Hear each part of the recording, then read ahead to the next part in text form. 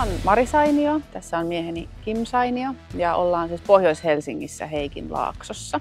Katolla on aina silloin tällöin joku hortoilu ja kattonut jotain. Ja joku tiili siellä on ehkä joskus ollut halki, mutta sille ei ole koskaan meidän aikana tehty mitään.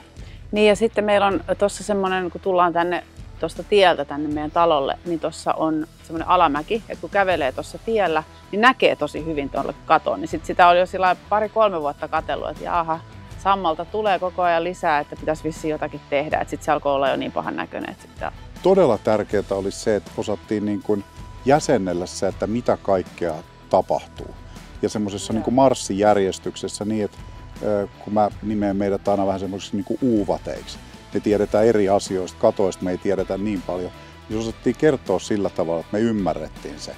On kiva puhua täysin totta, että tässä ei ole niin kuin mitään värikynää ollenkaan, koska tämä on mennyt niin kuin on sovittu ja luvattu. Ja niin kuin äsken sanoin, niin toi aikataulu yllätti positiivisesti, koska tottahan se on, että jos tämmöinen niin kuin työsuoritus, mikä niin kuin häiritsee perusarkea, niin meneekin nopeammin ohi, niin se on oikeasti ihan järjettömän makea juttu.